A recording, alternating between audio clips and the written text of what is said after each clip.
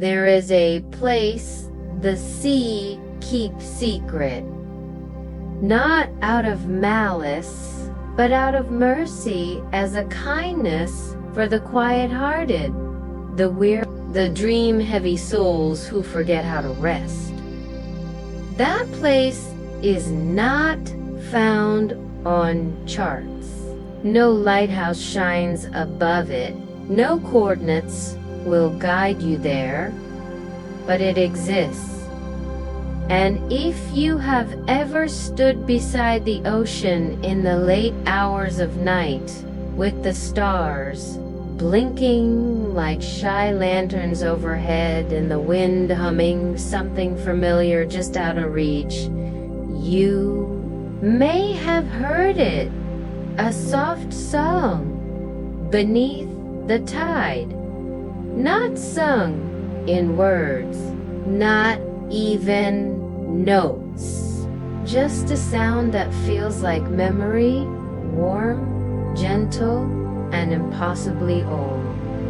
The sea does not sing for everyone. It sings only for those who listen when all else grows still. And if you follow that song with no destination but silence in your heart, you might eventually reach the edge of the known world, a place called the Drifting Coast. Here, cliffs sleep, the surf sighs. Seagulls do not cry, but coasts like whispers. There is a cave there, hidden in mist, shaped like a seashell turned on its side. And beyond that cave, far beneath the swells and currents, lies a village that is more feeling than fact, a reef that pulses like a lullaby. Its name is Lyrevale, and it is the only place in the world where the ocean dreams. Marin did not go looking for magic. She went looking for air, the kind you breathe when you aren't thinking, the kind that fills you completely and quietly leaves again, like a wave on a patient shore. But that kind of breathing had become rare for her. She was a diver, once curious, once captivated, but in recent years, the wonder had dulled. Her dives became checklists, her gear. A bird, the ocean, once her companion, now felt like a stranger. Sleep came like mist and left like lightning. Every night, she lay down, exhausted. Yet her thoughts swam circles, voices from devices, reminders, echoes of tasks unfinished. So one morning, before the sun had fully risen, Marin left her rented cabin with nothing but her wetsuit, her flippers, and a small locket she hadn't opened in years. She walked barefoot into the surf. The tide was low, the wind was slow, and though she didn't know where she was going, she trusted the sea to take her. She didn't fight the current, she let it carry her, and it did not with force, but with a strange kind of familiarity, like an old friend guiding her by the hand. Marin swam deeper than she ever had, past reefs of colors she couldn't name, hues that shimmered between thoughts, past gardens of soft coral that bent toward her. like they recognized something in her presence. She did not check her oxygen. She did not check her depth thought. Instead, she moved with the quiet confidence of someone who had finally remembered how to trust stillness. The deeper she swam, the less she thought.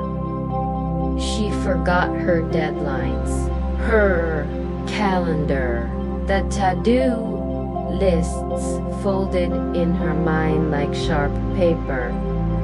Down here, there was only rhythm, the sound of her breath in her mask, the steady thrum of the sea's heartbeat, and the glowing shimmer ahead, faint at first, like moonlight beneath silk. She followed it, and as she did, the water warmed slightly. The pressure eased, the world shifted. She was no longer swimming, she was floating, not just in water, but in time. Then, like a curtain pulled back slowly, the reef revealed itself. Lyrevale was not built, it had grown. Not like cities do, rising from concrete and noise, but like coral, like roots, like the hush between waves. The village shimmered in soft bioluminescence. Its buildings were formed from great spiraled shells in living stone. Sea glass hung from archways like bells. Pathways of smooth sand twisted through seagrass that drifted like ribbons in a dream. Tiny glowing fish swam in spirals overhead, and the current was no longer random. It guided everything in Lyrevale moved with intention, not hurried, not slow, just right. Marin touched the ocean floor, and it felt like home. She stepped or floated along the path ahead, passing houses with open doorways, empty yet welcoming. Sea fans lined the entrances like curtains, and at the very center of the reef stood a dome made of translucent shell. From it, a soft hum drifted through the water, the same hum that had guided her from the surface. She knew, without knowing how, that she was meant to go there. And so she did. Inside the dome, the water was warmer, suspended in the center, surrounded by pearlescent light and swirls of sand. Hovered a figure, neither fish nor human. The songkeeper. She had the shape of a woman, but her form shimmered, sometimes coral, sometimes water, sometimes light. Her hair flowed upward in slow tendrils, woven with star-like specks. Her eyes were closed, but somehow saw everything. Marin floated without speaking. The songkeeper smiled, and the dome pulsed softly in response. "You've come far," she said, though her voice was not sound, but feeling. Marin tried to speak, but no words came. She didn't need them. The songkeeper gestured to a coral bench beside her.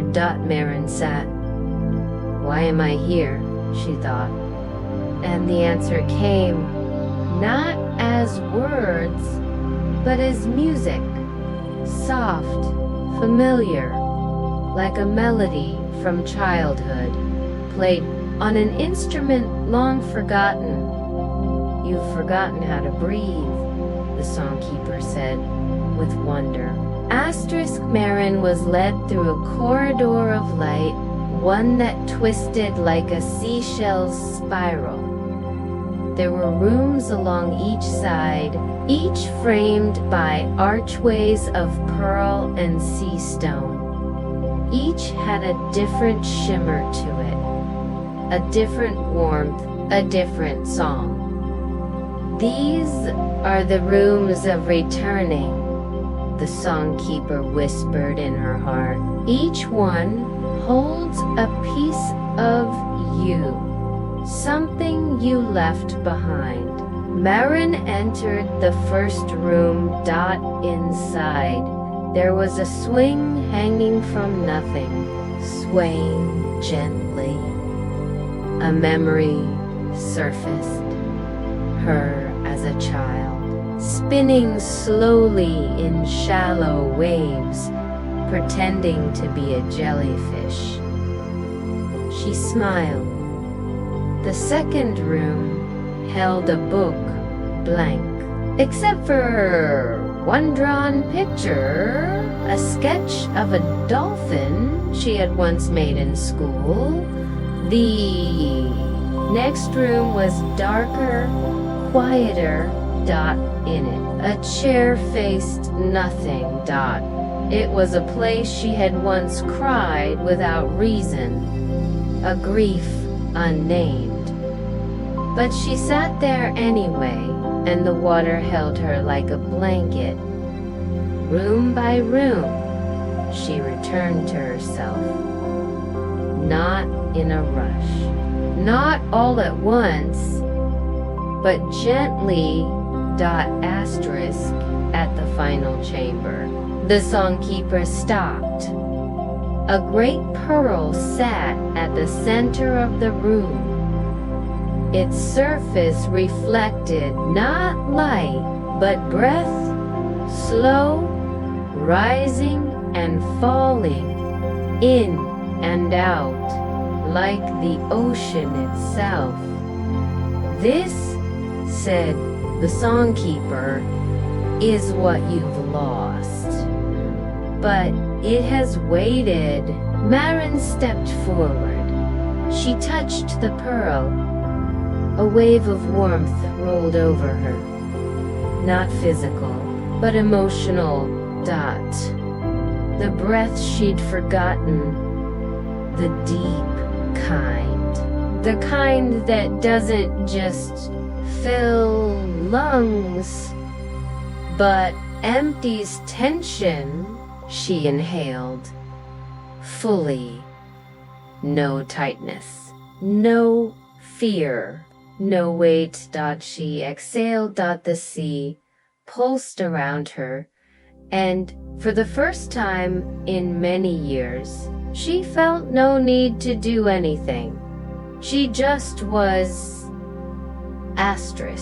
The return came not with goodbye, but with gratitude. The songkeeper placed her hands gently on Marin's chest. Her fingers shimmered, leaving a faint spiral, not visible, but felt. "You may return now," the songkeeper said, "but the song will never leave you."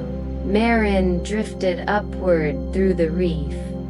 The path unfolded with soft current. The seagrass bowed.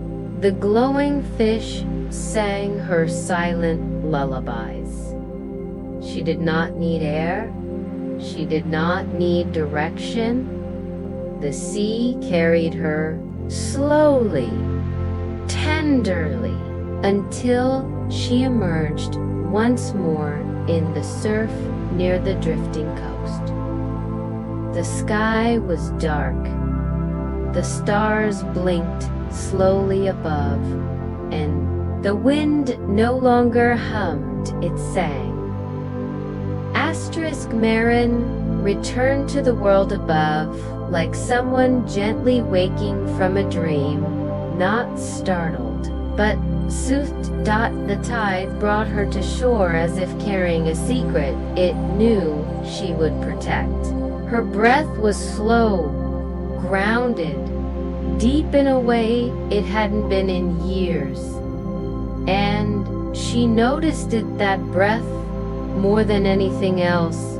No pressure in her chest, no weight in her thought, just a rhythm that matched the sea. She didn't speak of